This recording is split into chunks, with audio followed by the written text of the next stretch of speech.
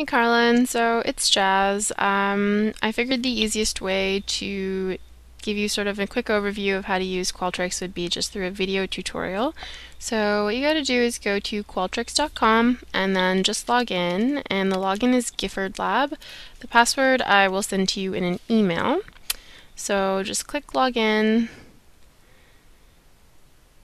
Sorry, slow internet. So this is the first page that you're going to see. This is just a list of a bunch of the other surveys that are currently just in the account.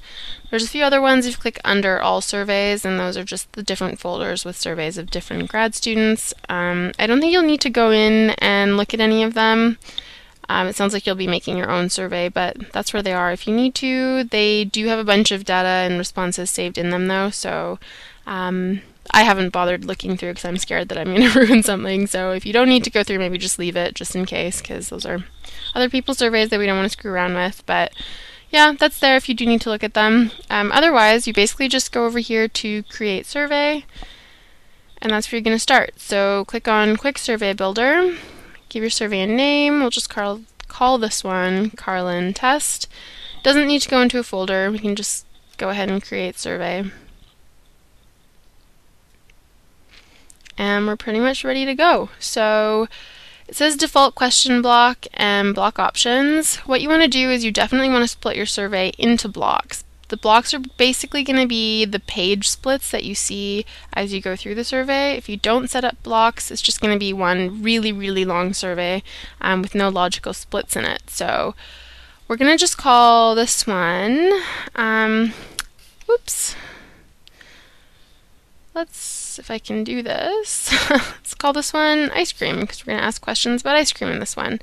So we can create a new item, and let's start with, what is your favorite flavor of ice cream?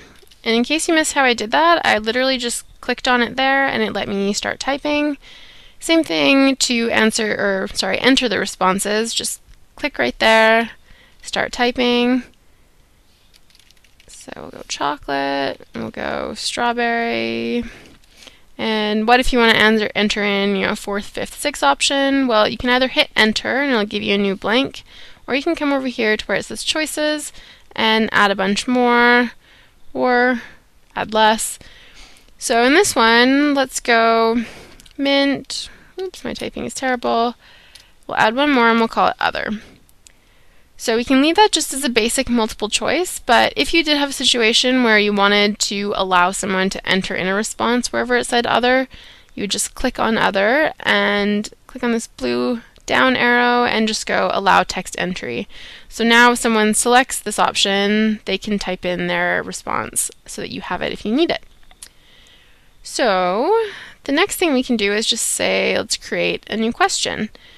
So let's call this one, what is your roommate's favorite, my typing is terrible, I'm sorry, favorite flavor of ice cream?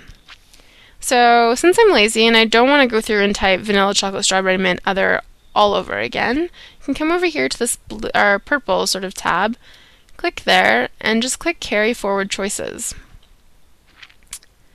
And that's going to just recopy the the responses from the question above.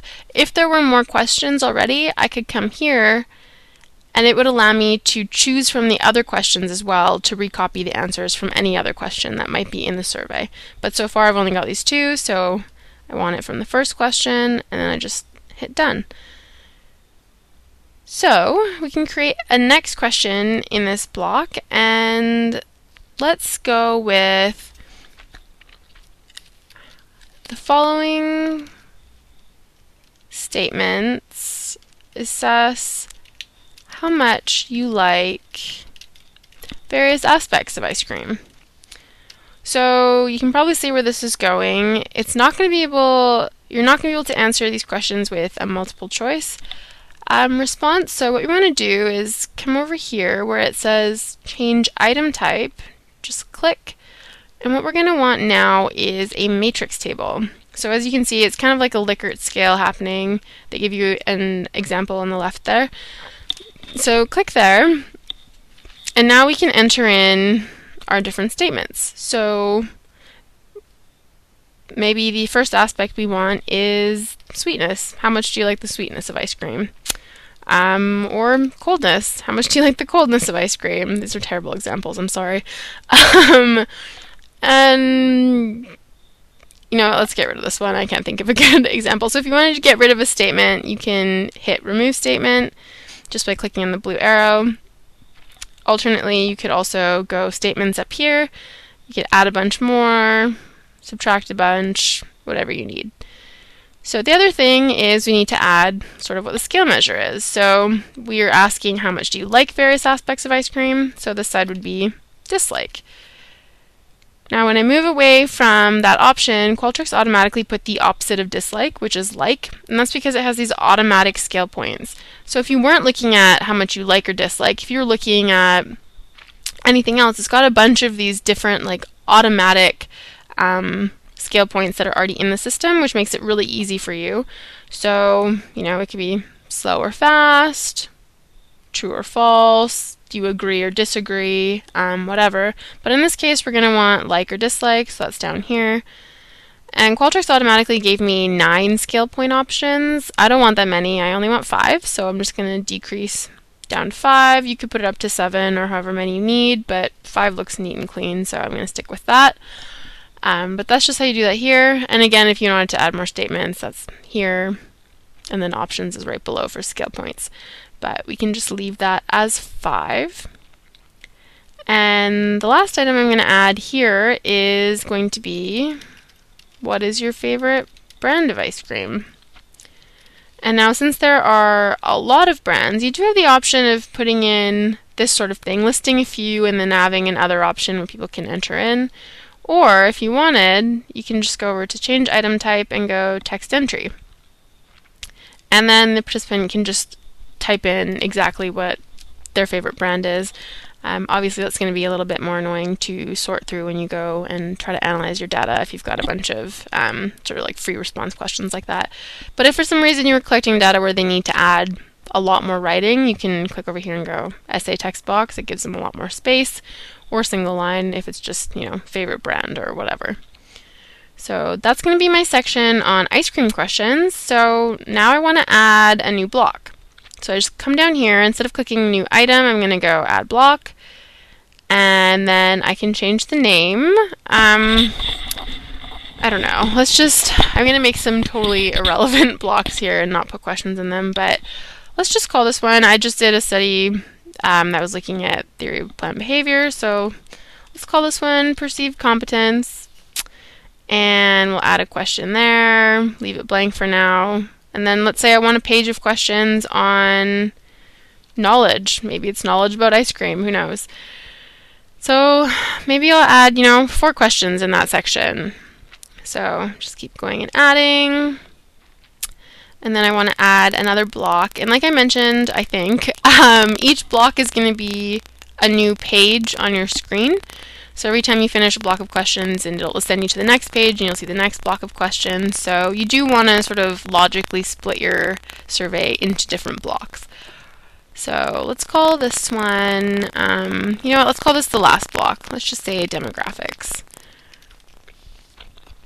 And here we'll actually bother answering or adding in questions, so it'll be easy enough. So let's just start with, if I can type, what is your gender?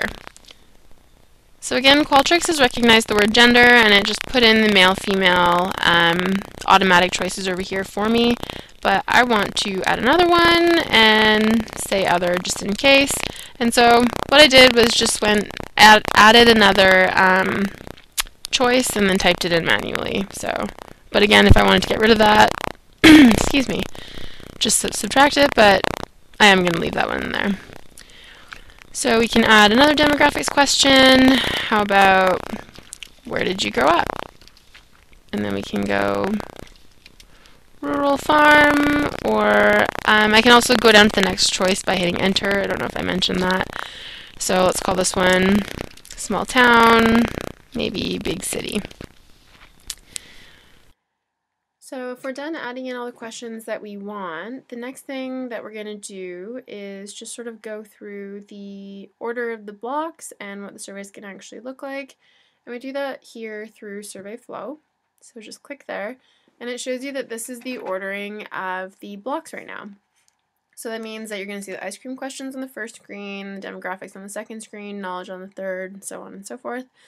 So if we want to switch that around, it's pretty simple. Just click on demographics, and let's say we want that at the very, very end. Just move over to move, click and drag to the very bottom, and now your demographics questions will be on the last screen.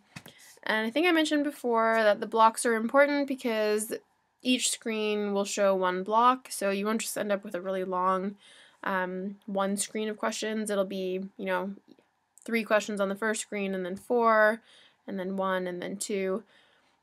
Just kind of makes it more user-friendly. So yeah, just for the heck of it, we'll move perceived competence up to the second. So you can see it's pretty easy. Just drag and drop to the order that you want, and then click Save Flow. So let's change the flow or the order of the survey now. Next thing we can do is change what it looks like. Just click on this box here. They all work, they're all pretty professional looking, but I'm going to pick the pretty one, which you'll probably never use, but I like it. So it shows right away that this is what your survey is going to look like. So we can just go Save. And then onto things that actually do need to be changed would be up here next to look and feel as survey options. So we'll click there. And this is just going to be something that you have to read over and kind of decide what you want to change and what you don't. Back button right now is not checked. I would probably leave it that way. That just means that once people respond, they cannot go back and change their responses, which is kind of how I've seen it done on most of the surveys that I've seen on Qualtrics so far. But if you do want to allow them to go back, you would just click there. The other thing is you're going to want to change the survey title. So that's not the survey name that it shows up in Qualtrics for you to see. This is just going to be what the top of the tab says. So we can call this, ice cream. That'll be, we'll call it ice cream dash, practice survey. And then you are probably going to want a password, so you just click here. We'll just put it in as your name, and basically that's just going to mean that whenever you send out the link to your survey, people are going to have to enter in that password so that only the people that you gave the password to will be doing the survey, and it's not just openly accessible. You also might want to change the survey expiration, so only have it valid from a certain date, but that's up to you. And then usually here it's set to default end of survey message, which is going to be the very last screen that the participants see after they've answered all the questions. I actually switched it to end of survey message from a library, and you just click here, my library. All these thank yous are thank yous that I've typed up. Most of them say, thank you for completing the survey. If you have any questions, please contact, and then, whatever email it is. If you did want to click or type a new one for yourself, it'd just be new message here, type it out. But we'll just stick with one of the thank yous that I already had. Those are the major ones. The rest I'll just let you read through and see, kind of how you want to set it up. But if you have any other questions, definitely let me know and I'll be happy to help you. But otherwise, we're just going to save changes. And at this point, we are pretty much done. So we can go to Distribute Survey. And this is going to be the link that you're going to be sending out to your participants. I know you were wondering how you could recruit participants. I'm not sure if Qualtrics is going to have any sort of way for you to sort of find a bank of people in BC that you can sort of get into contact with. I'm not really sure on that, but I'm pretty sure you won't be able to do that through Qualtrics.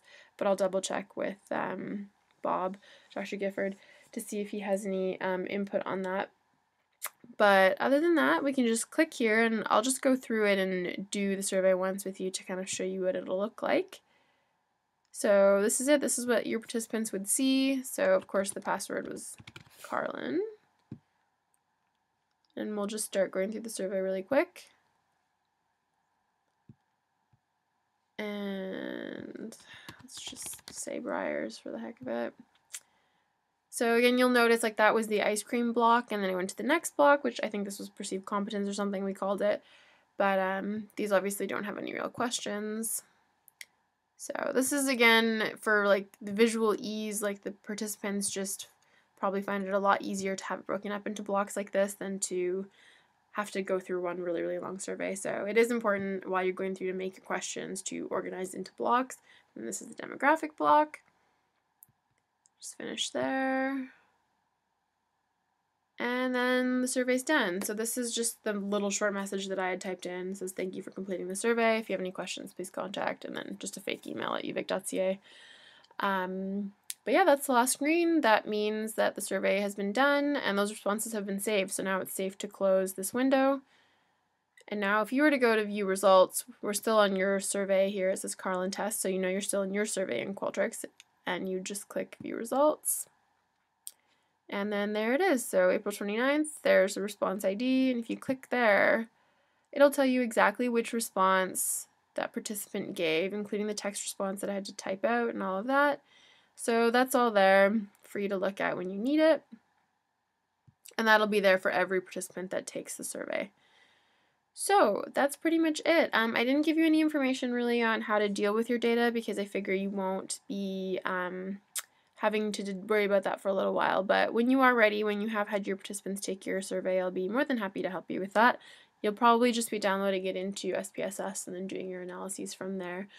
But yeah, that's pretty much it for getting started. Hopefully this is enough for you to kind of get going and get your questions in there and start sort of just splitting into blocks and whatnot. If you do have any other questions, I will be able to check my email every day. I will definitely be checking it. So I'll be able to get back to you pretty quickly with that. Otherwise, we can sort out any problems on the 8th when I see you. So good luck.